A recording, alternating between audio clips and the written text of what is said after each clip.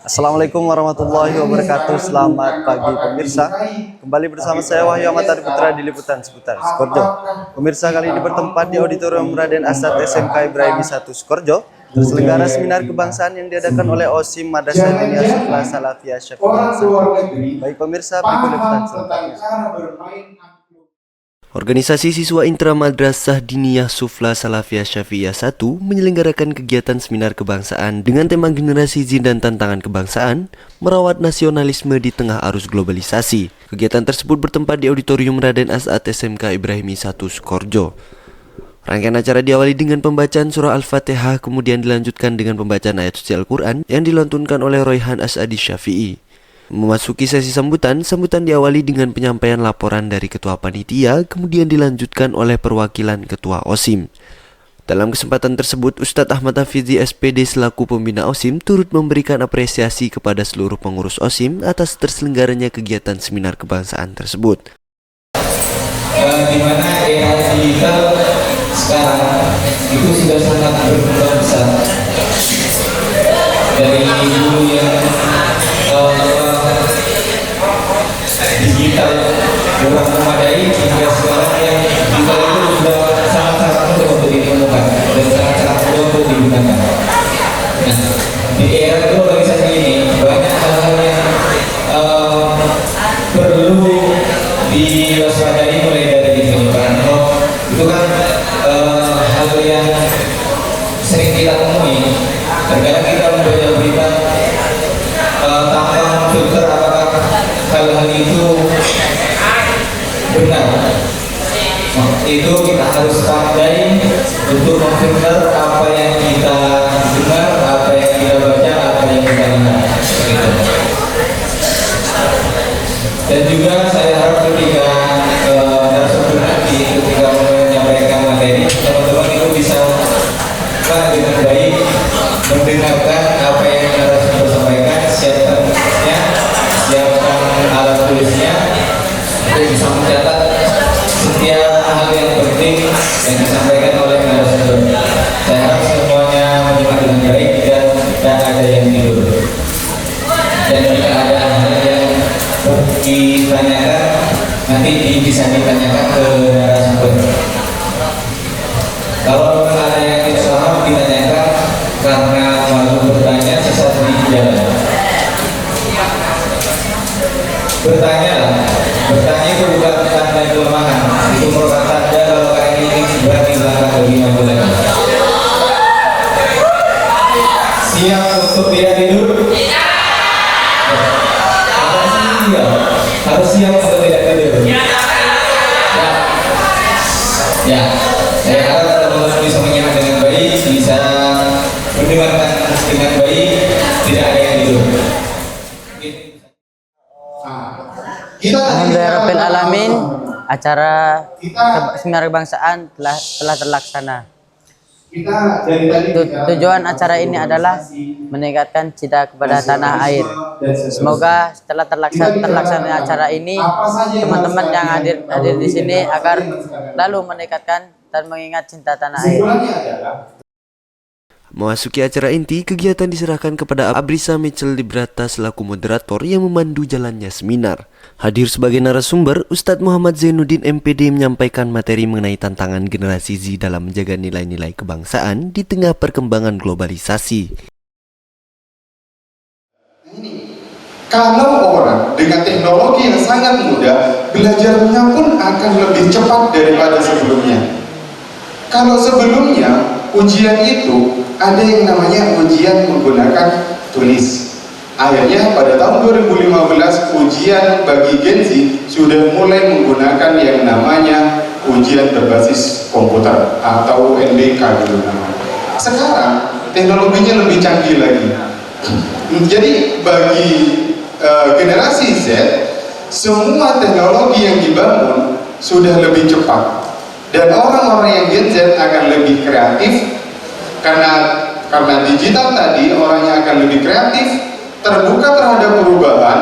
Artinya dia akan ingin perubahan itu sangat pesat sekali. Yang berikutnya berani menyampaikan pendapat dan sangat aktif di media sosial. Tapi Dari beberapa karakteristik tersebut, ada beberapa tantangan yang dihadapi oleh Gen Z. Pertama, mudah terdistraksi. Mudah terdistraksi. Saya di kelas sering menyampaikan, teman-teman, bahwa kita itu, karena Gen Z, generasi yang sangat rentan, maka kita sangat mudah ikut arus. Sedikit teman kita marah, kita juga ikut marah. Sedikit teman kita punya masalah dengan orang, kita sok ikut-ikutan dengan masalahnya dia. Itu yang disebut dengan mudah terdistraksi. Yang kedua, informasi berlebihan.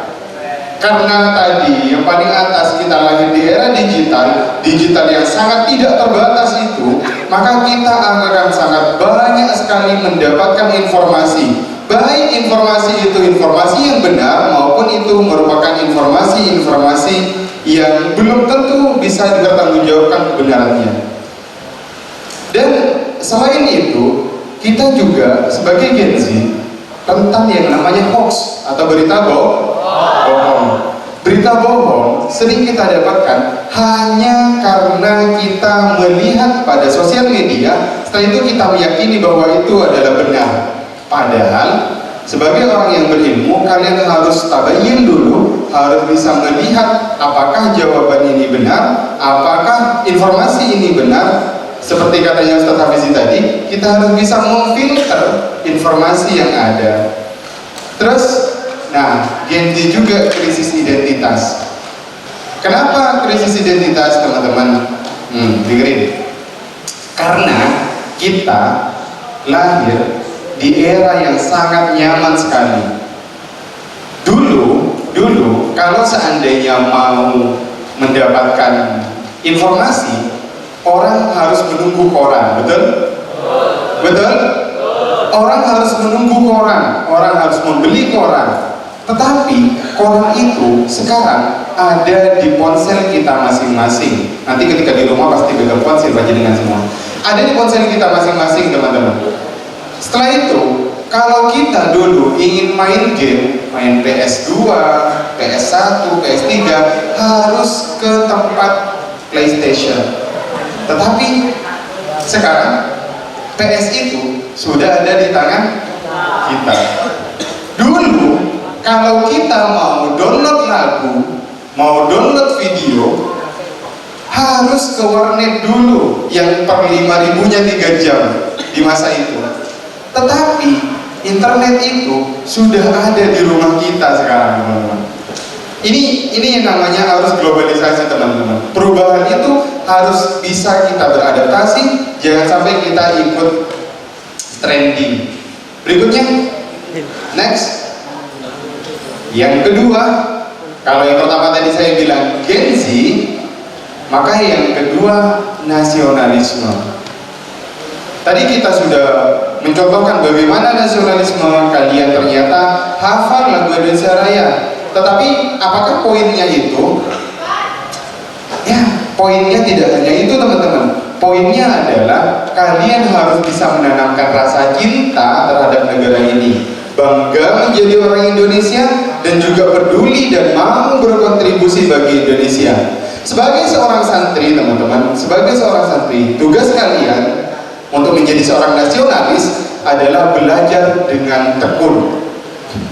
Karena kalian belajar dengan tekun, maka kalian bisa menjadi orang yang berprestasi. Karena kalian menjadi orang yang berprestasi, maka kalian akan diperhitungkan di kancah global.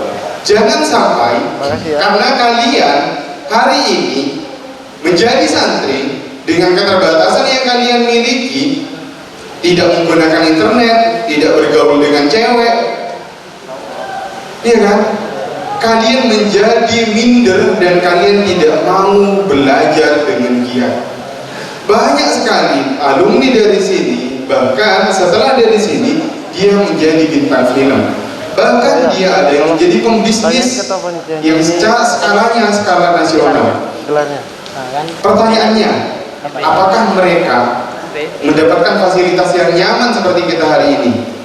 Mereka dulu, santri yang sekarang sukses, dulu fasilitasnya tidak senyaman ini, tetapi dia bisa menjadi orang yang sukses. maka harusnya panjenengan semua yang ada di sini akan menjadi orang yang lebih sukses daripada mereka. Setuju? Setuju?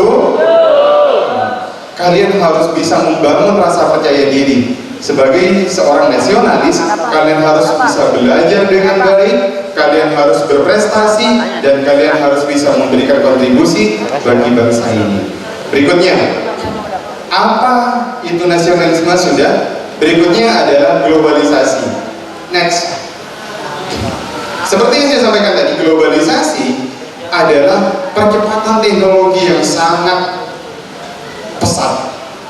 Kalau seandainya kalian baca teman-teman, globalisasi itu bisa membuat dunia menjadi tanpa batas. Karena dunia tanpa batas, maka tidak ada sekat, tidak ada pembeda atau tidak ada tabir antara mana yang benar dan mana yang salah.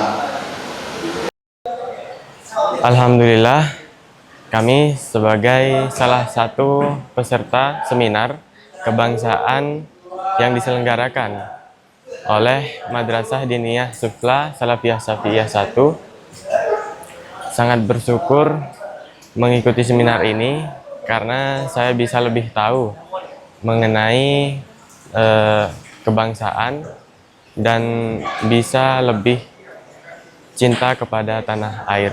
Harapan saya ke depannya dari kegiatan ini kita bisa lebih cinta kepada tanah air dan mengetahui tantangan kebangsaan serta merawat nasionalisme di tengah arus globalisasi.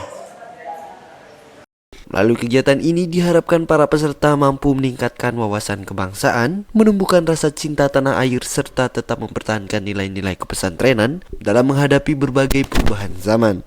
S3 TV melaporkan.